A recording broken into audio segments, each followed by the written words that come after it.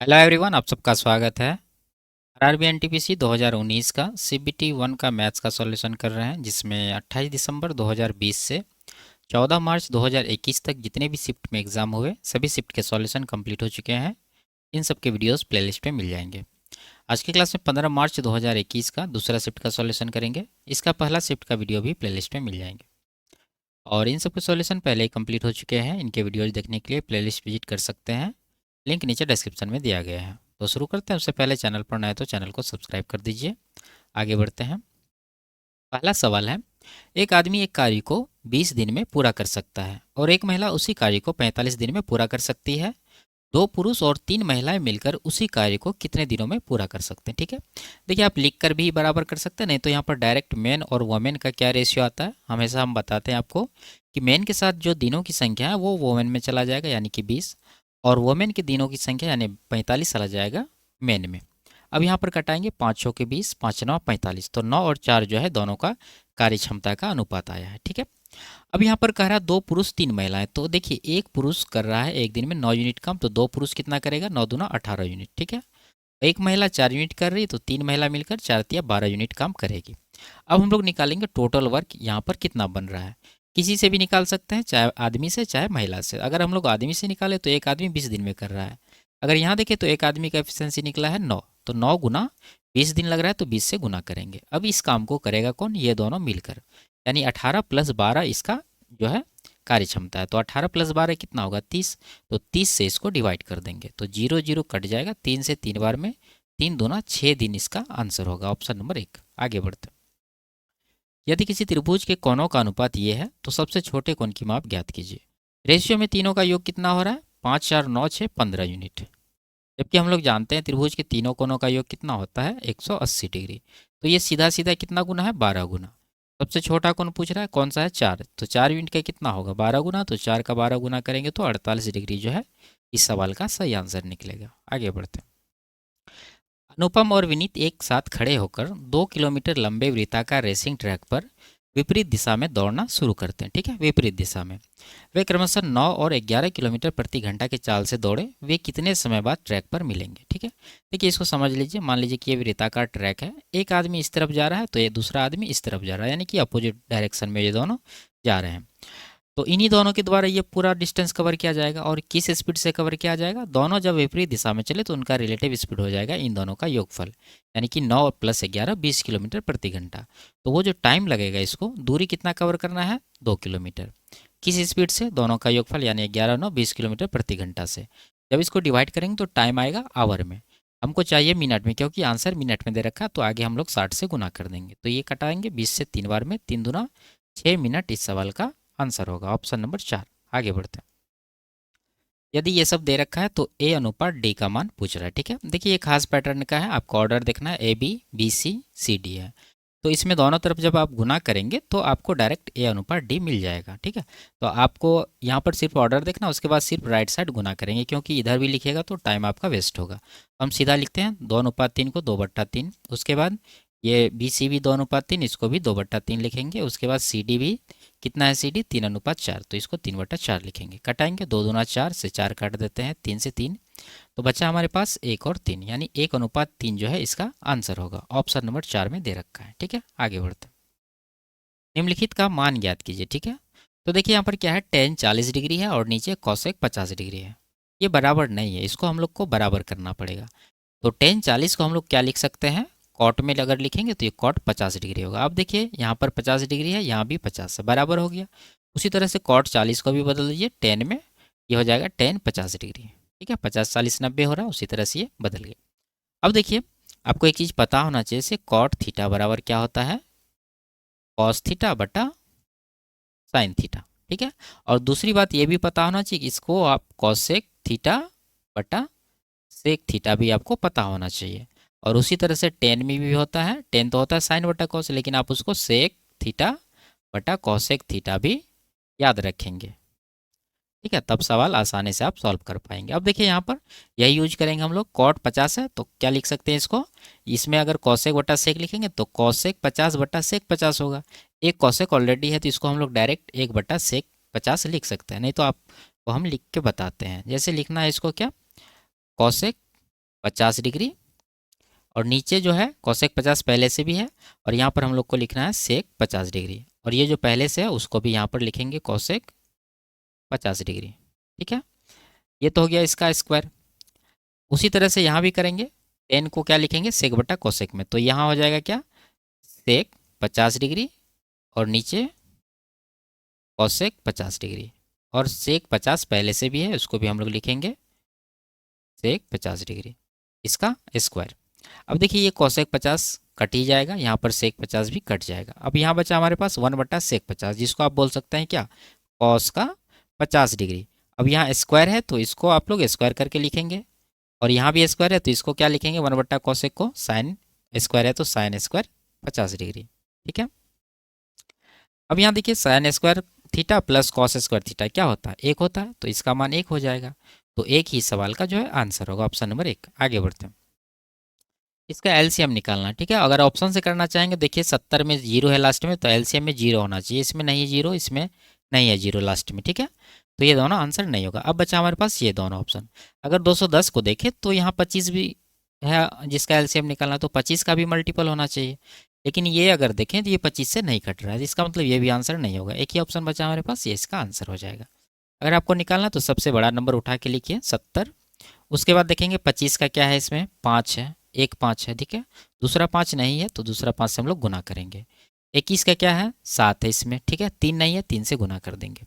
14 के क्या है 14 पूरा का पूरा 70 में समाया है, तो हम लोग जो एलसीएम निकालेंगे इसको गुना कर देंगे तो एलसीएम आ जाएगा 5 या 15 सत्ते 105, उस पर एक जीरो, तो 1050 इसका आंसर आएगा। आगे बढ़ते हैं, उमेश और कपिल ने क्रमशः इतना रुपया दान किए, उमेश व कपिल द्वारा दान की गई राशियों का अनुपात ज्ञात कीजिए। सिंपल सा दोनों को कटा के आंसर लगा दीजिए। ठीक है, दोनों को हम लोग कटा रहे हैं अनुपात में, 25 से कट रहा है, 25 से 30 बार में, 25 से 25 या 75, 22 25 नमा 225, फिर आगे कटाएंगे 5 3 से कट रहा है 10 बार में, 3 से 13 बार में, तो 10:13 इसका आंसर आएगा। आगे बढ़ते हैं, इसको अवरोही क्रम में लिखना है। ठीक है, देखिए छोटा छोटा फ्रैक्शन है, इसको आराम से आप जो है डेसिमल में कन्वर्ट कर लीजिए, सबसे आसान तरीका है। इसमें जो है एलसीएम वगैरह लेने का झंझट नहीं रखना है, क्योंकि इसमें आपको इससे ज़्यादा टाइम उसमें लग जाएगा। ठीक है, जब बड़ा नंबर में अगर फ्रैक्शन दिया रहे तब आप एलसीएम लेके उसको इक्वेट करके बनाइए। ठीक है, इसको हम डायरेक्ट बदलेंगे, 2/3 है तो यह आएगा 0.6 के करीब, 1/6 है, इसको अगर बदलेंगे तो आप 0 पॉइंट कितना आएगा 6 का 6, 6 जाके 36। ठीक है, 1/5 को बदल रहे हैं तो ये कितना आएगा 0.2, और 3/7 को जब बदलेंगे तो ये कितना आएगा 0.4। अब अवरोही क्रम मतलब घटते क्रम, तो पहले आपको सबसे बड़ा लिखना होगा। देखिए इन डेसिमल में सबसे बड़ा नंबर कौन सा है, ये है। ठीक है, 0.6, तो 0.6 किसका 2/3 का, तो 2/3 पहले नंबर पे आना चाहिए। कहाँ पर है यहीं पर, एक ही बार में मिल गया, ये इसका आंसर हो जाएगा। ठीक है, और लास्ट में भी मिला सकते हैं, सबसे छोटा नंबर ये है 0.16, ये किसका था 1/6 का, तो 1/6 लास्ट में आएगा। आगे बढ़ते हैं, 10,000 की राशि पर 12% वार्षिक दर से 5 वर्ष का साधारण ब्याज ज्ञात कीजिए। सिंपल सा है, 12% के दर से 5 वर्ष में कितना मिलेगा 60%, तो 10,000 रुपया का 60% कितना हो जाएगा 6,000।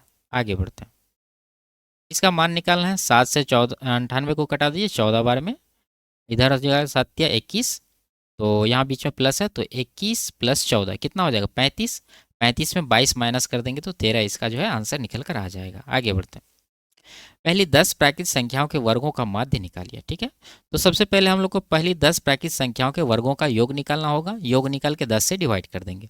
तो योग निकालने का जो फॉर्मूला होता है, यानी कि लगातार n संख्याओं के वर्गों का योग, वो क्या होता है n into n + 1 into 2n + 1 और नीचे 6। यहाँ पर 10 है तो n का वैल्यू क्या हो जाएगा सब जगह 10 हो जाएगा, तो पहला बन जाएगा 10 गुना 10 + 1 11, उसके बाद 10 गुना 20 1 21 और नीचे 6। ये तो योग हो गया। अब इसका एवरेज भी निकालना है, टोटल 10 नंबर है तो नीचे आप 10 से इसको आगे डिवाइड कर दीजिए, तो यहाँ पर टोटल जो है यहाँ पर हम लोग क्या निकाल लेंगे डायरेक्ट माध्य। तो 10 10 काट दीजिए, 3 दूना 6, 3 सत्ते 21, नहीं कटेगा। अब 11 सत्ते 77/2 इसका जो है आंसर आ जाएगा। आगे बढ़ते हैं, इसका मान निकालना है, 25 से ये कट रहा है 9 बार में, 9 माइनस 10 करेंगे तो माइनस का 1 आएगा। आगे गुना है, -1 गुना 5 करेंगे तो माइनस का 5 आ गया। ठीक है, उसके बाद 7 या 21, माइनस में 21 आया, यहाँ लिख दीजिए +2 माइनस का 21, 21 5 26 माइनस में और 2 प्लस में, कुल मिला के माइनस का 24 जो इसका आंसर निकलेगा। आगे बढ़ते हैं, इसका मान निकालना है, देखिए यहाँ सीधा सीधा आप 5 से कटाइए 625 को 125 बार में। अब देखना आपको दशमलव, ऊपर में 4 अंक के पहले है, नीचे 2 अंक के पहले है, तो भागफल में भी 2 अंक के पहले लगेगा, तब जाके 2 अंक यहाँ का 2 अंक यहाँ का 4 अंक बराबर हो जाएगा। तो 1.25 इसका आंसर होगा। आगे बढ़ते हैं, इसको हल करना है। ठीक है, तो ये क्या है, 225 का वर्गमूल कितना होता है 15, 441 क्या है, ये 21 का स्क्वायर है, 196 को आप 14 बोल सकते हैं। कटाइए 15 से 8 बार में, और 7 से 3 बार में, 7 से 2 बार में। अब नहीं कटेगा, 3 दूना 6 अट्ठे 48 इस सवाल का आंसर होगा। आगे बढ़ते हैं, यदि ये दिया है 10x का मान निकालना। ठीक है, तो देखिए यहाँ पर इस तरफ देखिए साइन एक्स है, तो साइन एक्स से आप पूरा को डिवाइड कर दीजिए। जब साइन एक्स से पूरा दोनों तरफ को डिवाइड करेंगे तो क्या मिलेगा आपको, इस तरफ मिल जाएगा, जैसे कॉस एक्स को साइन एक्स से डिवाइड करेंगे तो कॉट एक्स आपको मिलेगा।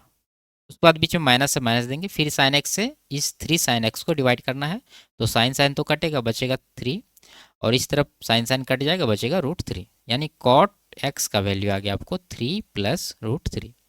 10x का पूछ रहा, वो क्या होता है, इसका इन्वर्स कर देंगे, यानी कि यहाँ पर लिख देते हैं 10x बराबर हो जाएगा 1/3 + √3।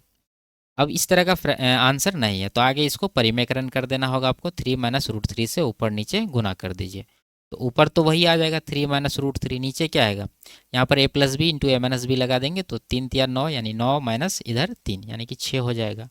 ऑप्शन नंबर 1 में यही दे रखा है। आगे बढ़ते हैं, एक संख्या को 6/5 से गुना करने पर इतना प्राप्त होता है, संख्या ज्ञात कीजिए। मान लीजिए संख्या x है, इसको 6/5 से गुना कर रहा है, मिल कितना रहा है 108/25, तो 108/125 के बराबर कर देंगे।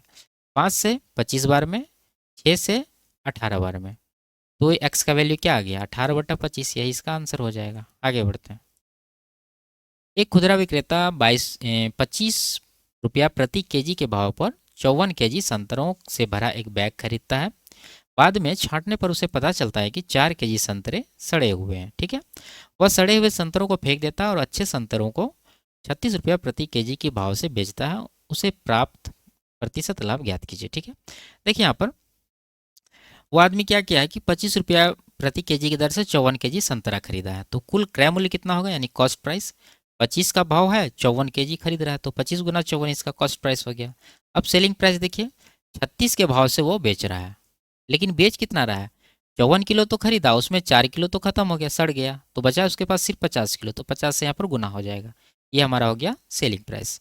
अब यहाँ कटा के रेशियो ले लीजिए और लाभ परसेंट निकाल देंगे। देखिए 25 से कटा देंगे इसको 2 बार में, 18 दूना 18 तिया, यानी 3 अनुपात इधर कितना हो गया 4, 3 का सामान 4 में बिक रहा है, 1 का प्रॉफिट है 3 के ऊपर, 1/3 कितना होता है 33, सही 1/3%।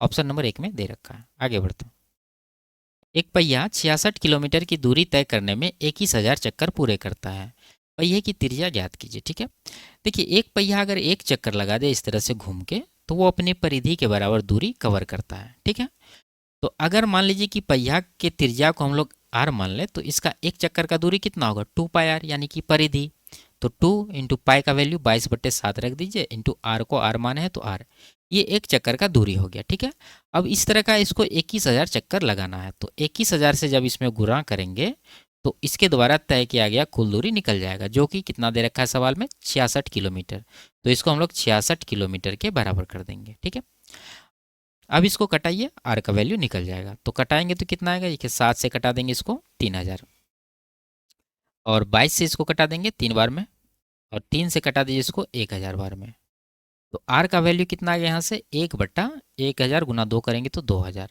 ये जो आया है किलोमीटर में आया है, इसको हम लोग क्या करेंगे मीटर बदलेंगे, तो आगे इसको 1,000 से गुना करना पड़ेगा, क्योंकि 1 किलोमीटर बराबर होता है 1,000 मीटर, तो ये 3 जीरो कटा दीजिए, तो 1/2 मीटर इस सवाल का जो है आंसर निकल कर आएगा, ऑप्शन नंबर 4। आगे बढ़ते हैं, यदि ये दे रखा है तो XYZ का मान पूछ रहा है। ठीक है, देखिए ये फिक्स पैटर्न का सवाल है, इसका आप डायरेक्ट आंसर निकाल सकते हैं। इन सब का गुणनफल को 1 के बराबर कर दीजिए, जैसे 2x गुना 2y गुना 2z बराबर 1, तो यहाँ से XYZ का वैल्यू कितना आ जाएगा 1/8। ठीक है, अब आप इसको समझिए, देखिए यहाँ पर यहाँ दे रखा हमारे पास a की पावर 2x बराबर b, और b की पावर ये बराबर c की पावर ये बराबर a, तो हम लोग यहाँ से शुरू करेंगे और सब का वैल्यू जो है एक दूसरे में रखते जाएंगे। देखिए यहाँ पर क्या है, c पर पावर 2z बराबर a है, और सी का वैल्यू देखिए यहाँ पर कितना है बी के रूप में। अगर हम लोग यहाँ सी के वैल्यू को रिप्लेस कर दें, बी के रूप में दे दो, तो क्या बनेगा हमारे पास, बी की पावर 2y और उस पर पावर कितना था 2z बराबर ए, यही बनेगा। ठीक है, क्योंकि देखिए यहाँ पर सी का वैल्यू ये है और सी के वैल्यू को हम इसमें रख रहे हैं, यानी ये सी को हटा के इसके जगह पर ये वैल्यू रख रहे हैं, तो ये वैल्यू मिला। अब आगे इसको हम लोग क्या करेंगे, बी का ये वैल्यू जो है इसमें रखेंगे। अगर बी का वैल्यू ये रखें ए के रूप में तो बन जाएगा ए की पावर 2x और उस पर ये दोनों पावर पहले से है तो 2y और इसका पावर जो है 2z हो जाएगा बराबर ए। अब यहाँ देखिए पावर सब पर है तो सब गुना में आ जाएगा, यानी कि ए की पावर हो जाएगा 2 दूना 4 दूना 8 XYZ और बराबर इधर है ए। अब यहाँ देखिए आधार बराबर है, ए की पावर कुछ नहीं तो क्या है 1 है, आधार बराबर है तो पावर को भी बराबर कर देंगे, यानी कि 8XYZ बराबर 1 हो जाएगा। तो यहाँ से XYZ बराबर 1/8 जो है इसका आंसर निकल कर आएगा। ऑप्शन नंबर 2 इसका आंसर है। आगे बढ़ते हैं। यदि ये बहुपद है दो हमारे पास में से प्रत्येक को x प्लस 1 से विभाजित करने पर प्रत्येक मामले में समान शेष बचता है तो a का मान ज्ञात कीजिए। देखिए इससे विभाजित करना तो इसको हम लोग 0 के बराबर करके x का वैल्यू निकालेंगे तो माइनस का 1 आएगा। अब ये -1 जो है x का वैल्यू इस बहुपद में रखेंगे और दोनों का शेषफल बराबर है तो दोनों को बराबर कर देंगे।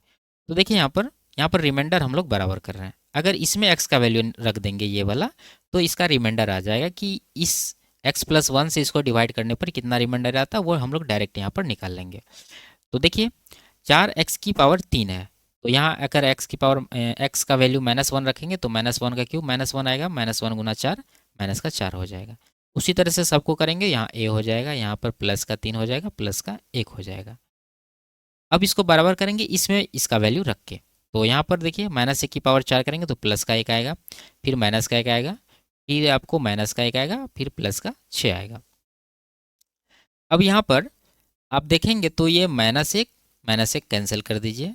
हमारे पास इधर से अगर देखें तो कितना हो रहा है 4 और यहाँ पर 3 + 1 4, ये दोनों भी आप कैंसिल कर दीजिए। ये माइनस में था ये प्लस में था तो ए का वैल्यू कितना आ गया, यहाँ देखिए 6 प्लस में 1 माइनस में, तो घटाने के बाद ये 5 आएगा ए का वैल्यू। ऑप्शन नंबर 3 में दे रखा है। आगे बढ़ते हैं।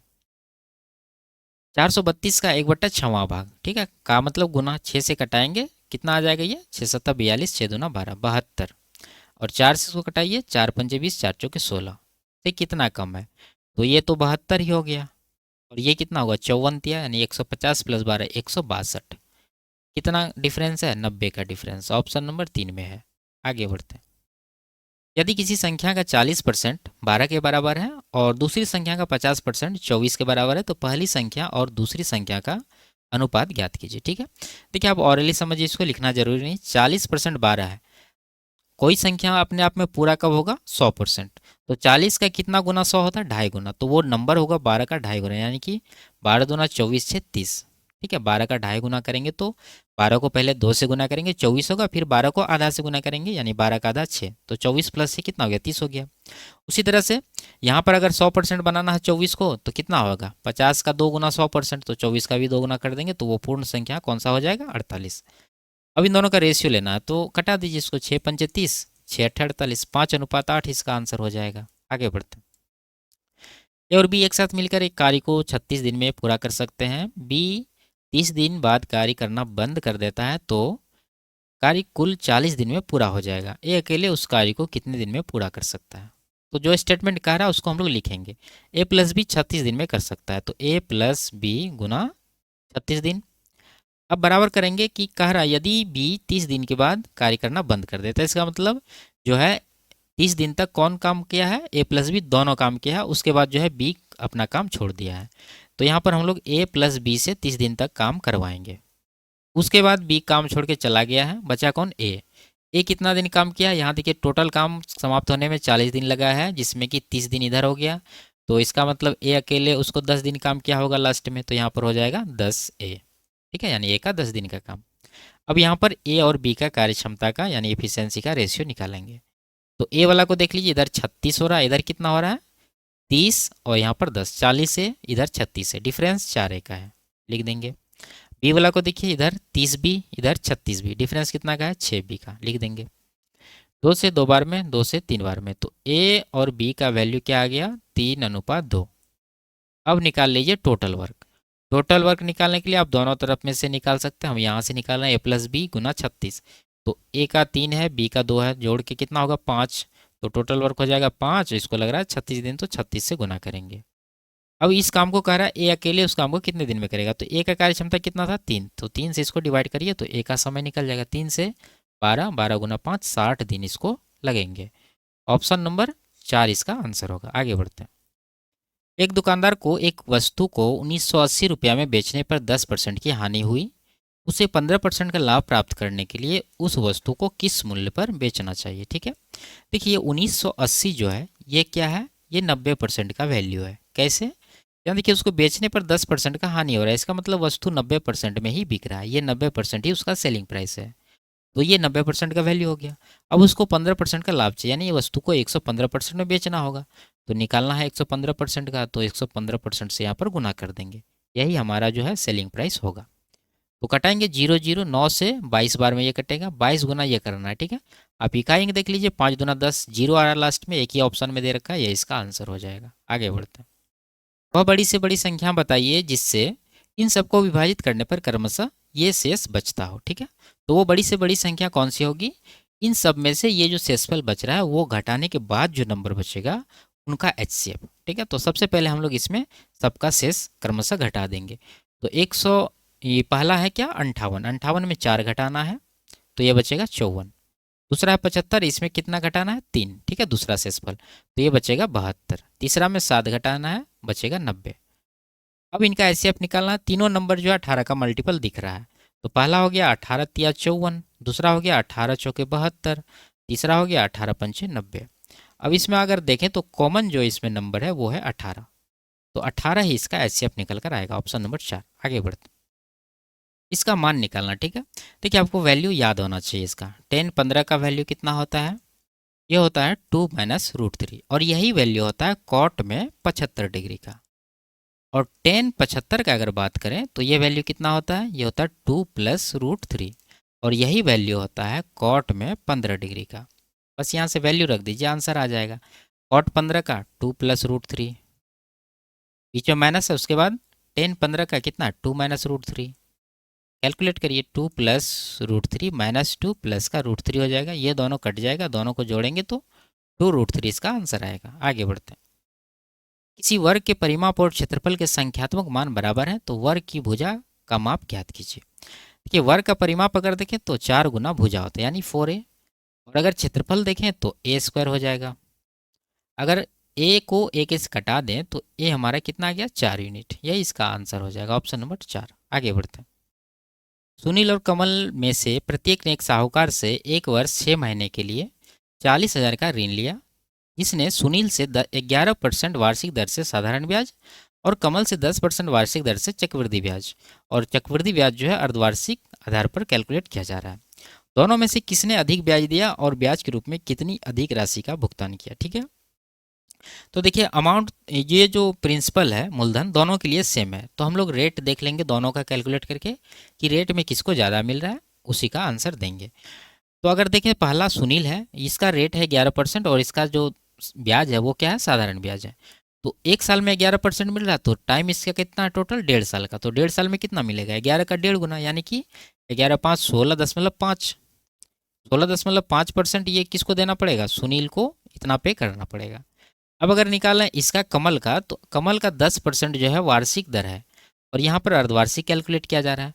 तो एक वर्ष में 10% है तो 6 माह में कितना बनेगा 5%, और टोटल टाइम इसका कितना है 1.5 साल, तो 1.5 साल में कितना छमाही अवधि होगा 3, तो 5% का 3 साइकिल बनेगा। यानी कहने का मतलब है कि सक्सेसिव फार्मूला से आप इसको निकालेंगे, और आपको ये याद रहना चाहिए, नहीं तो आप इसका रेट ही निकालने में एग्जाम में काफ़ी ज़्यादा टाइम वेस्ट कर देंगे। ठीक है, तो इसका जो इफेक्टिव परसेंट रेट होता है वो क्या होता है 15.7625%। ठीक है, तो आप यहाँ पर 2 5 लास्ट वाला छोड़ सकते हैं, इतना ले लीजिए 2 GD तक, वही से आंसर आ जाएगा। तो ये आ गया 15.76%। ये किसका है कमल का है। अगर यहाँ पर नज़र दें हम लोग तो मैक्सिमम कौन पे किया है सुनील, तो सुनील अधिक पे किया है। ऑप्शन देखें तो कमल ने इतना अधिक राशि का भुगतान किया है। ठीक है, तो ये नहीं होगा क्योंकि सुनील यहाँ पर अधिक कर रहा है, यहाँ भी कमल का अधिक है, नहीं होगा। सुनील ने इतना अधिक भुगतान किया, ठीक है, उन्होंने बराबर बराबर भी नहीं होगा। तो ये सुनील अधिक भुगतान किया, लेकिन रुपया में अगर आपको निकालना है तो आप दोनों का डिफरेंस ले लीजिए रेट में, और यहाँ पर ये जो प्रिंसिपल है यानी मूलधन उसका उतना परसेंट निकाल दीजिए, आपको रुपया भी मिल जाएगा। ठीक है, और ये जो है इफेक्टिव परसेंट रेट कैसे निकालते हैं, आप सबको एक बार जोड़ दीजिए, 5 5 10 5 15% हो जाएगा, प्लस अब एक एक करके गुना करिए, तो 25 25, इधर भी 25, और लास्ट फर्स्ट को भी गुना करेंगे तो 25, यानी 3 बार 25 हुआ तो टोटल 75 हो गया। इसको 100 से डिवाइड करेंगे, उसके बाद प्लस तीनों को गुना करेंगे, 5 गुना 5 गुना 5 125 होगा, इसको 10,000 से डिवाइड करेंगे। ठीक है, यही हो जाएगा हमारा जो है इफेक्टिव परसेंट। ठीक है, आप निकाल के इस तरह से निकाल सकते हैं।